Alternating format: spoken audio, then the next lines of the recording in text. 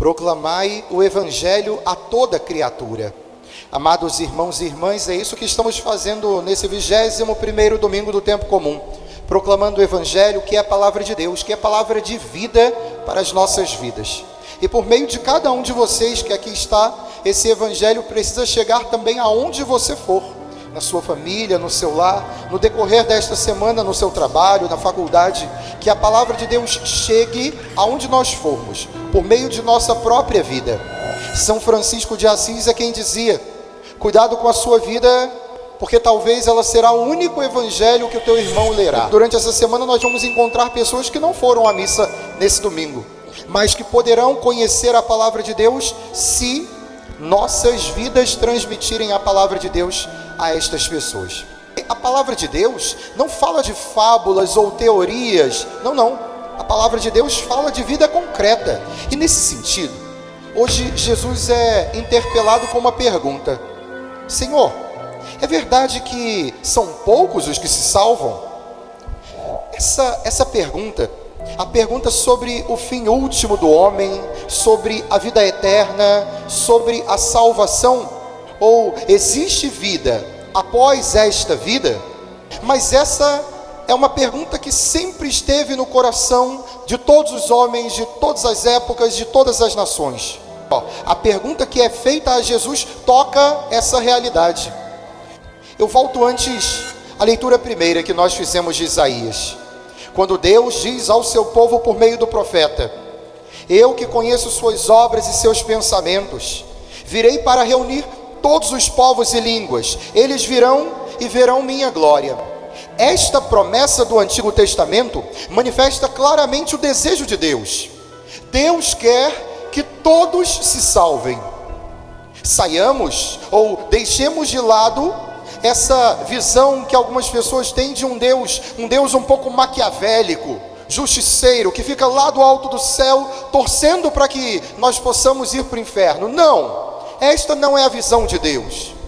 Deus é Pai, Deus nos ama, Deus é misericordioso, Deus quer a nossa salvação, Deus quer que todos os homens se salvem, cheguem ao conhecimento da verdade e contemplem a sua face na glória.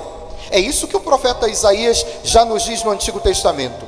Deus que conhece as nossas obras, Deus que conhece os nossos pensamentos, espera-nos como um Pai amoroso, misericordioso, de braços abertos. Deus nos quer junto dele na glória. Esta é a esperança primeira que nós todos podemos ter. Deus nos quer junto dele. Deus não quer a nossa perdição, Deus não quer a nossa condenação. Voltamos ao Evangelho.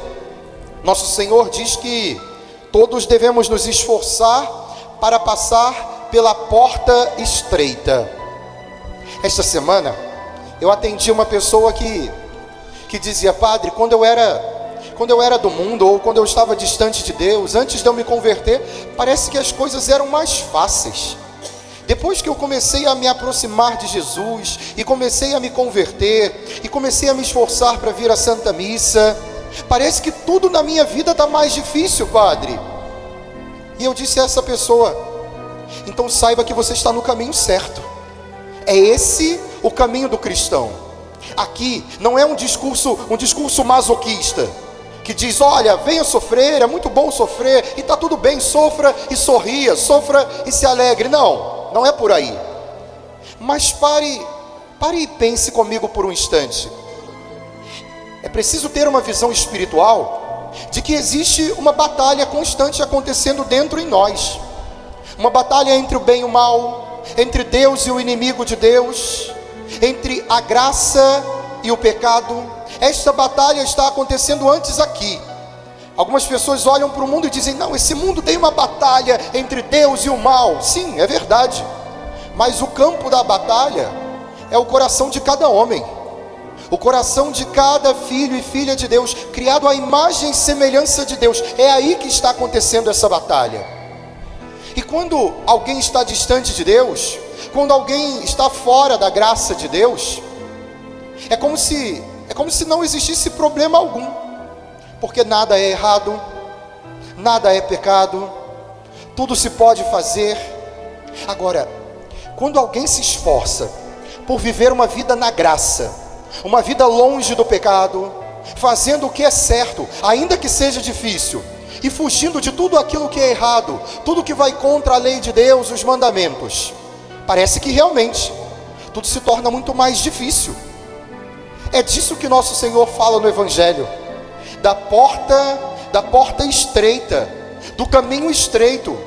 O caminho que leva ao céu é um caminho estreito, é uma porta estreita, repleta de lutas e dificuldades.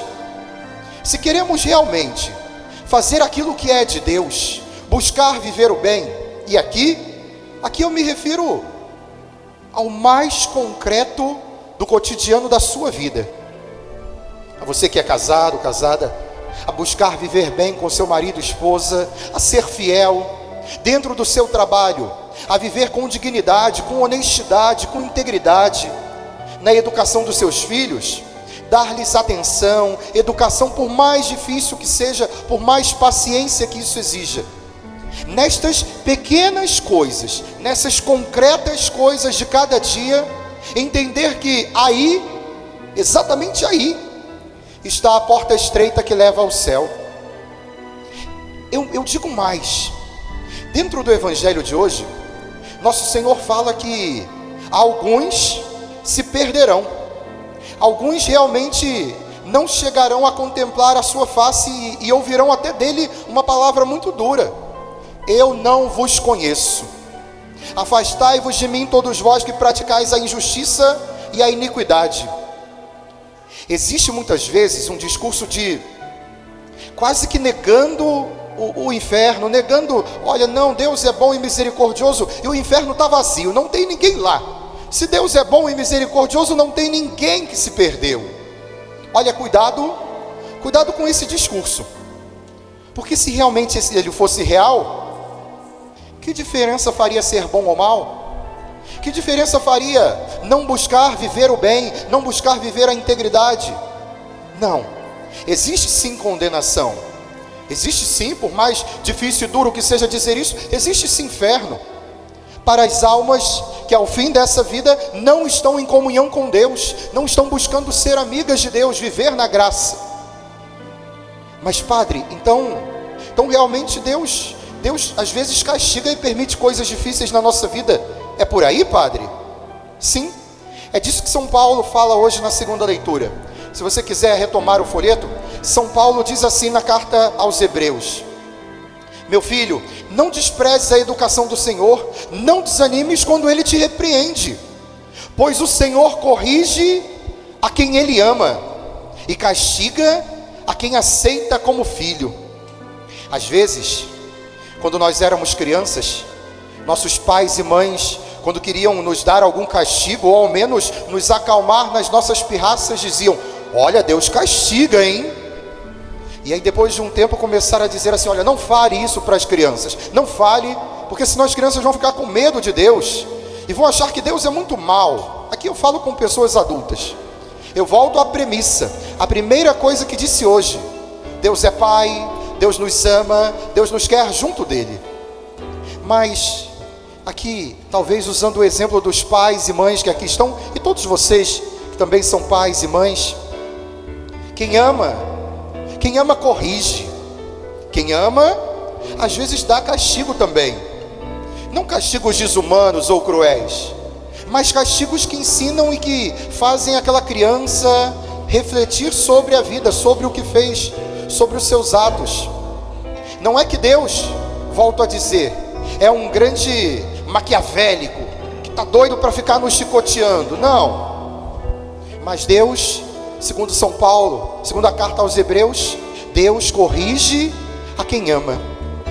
Aqui, muitas vezes em nossa vida nós vamos ver realidades difíceis, realidades de sofrimento, de dor, mas nós nunca podemos nos esquecer que em meio a todas essas realidades difíceis da vida, é preciso ver a mão de Deus agindo em nossas vidas, até nos momentos mais difíceis, até nos momentos onde muitas vezes nós possamos por algum instante até nos revoltar com Deus, e às vezes em nossa fraqueza isso acontece, não é verdade? Dizemos com Deus quase que barganhando: mas Senhor, Eu não mereço isso, eu não mereço esse sofrimento, essa dor, eu não mereço passar por essa traição, não mereço. Pois bem, diante da realidade concreta que está posta do sofrimento, já não nos cabe muito dizer que merecemos ou não, se deveríamos viver aquilo ou não. A pergunta que cada um deve se fazer quando vierem esses momentos difíceis na vida é: e agora? E agora o que eu posso aprender desse momento? E agora o que de bom eu posso tirar desse sofrimento? Eu concluo com uma frase de Santo Agostinho que diz exatamente isso: de um mal, Deus sempre tira um bem maior. Repita isso: de um mal, Deus sempre tira um bem maior. Deus não permite um sofrimento, Deus não permite uma dor, Deus não permite um mal, se não for para nos aproximar ainda mais dele. Pensemos nisso e pense na realidade concreta da sua vida hoje. Talvez só você sabe qual é o sofrimento, qual é a dor, ou talvez você está pensando: ai, graças a Deus esse discurso não é para mim, porque não está acontecendo nada de ruim na minha vida. Graças a Deus. Mas se vier a acontecer, recorde-se disso: de um mal, Deus sempre tira um bem maior. E por fim, esse mesmo Santo Agostinho vai dizer: Senhor, é difícil te seguir, mas é impossível te deixar. Repita isso: Senhor, é difícil te seguir, mas é impossível te deixar. Que nessa semana, no decorrer desta semana, essa palavra possa ser concreta na sua vida, possa ser real, no meio do sofrimento, da dor. E nunca perca a visão em todo e qualquer momento, desse Deus que nos ama, desse Deus que é misericordioso, bondoso, que nos espera no céu de braços abertos, e que lá no céu um dia, quando estivermos face a face com Ele, nós possamos receber esse abraço de Pai, e Ele, olhando-nos nos olhos, enxugar as nossas lágrimas e dizer: eu estava te esperando, eu sabia que você ia conseguir, eu sabia que você ia chegar aqui. Que um dia possamos no céu contemplar a face de Deus, receber o seu abraço e ouvir o quanto Ele nos ama e o quanto Ele nos esperava. Louvado seja nosso Senhor Jesus Cristo.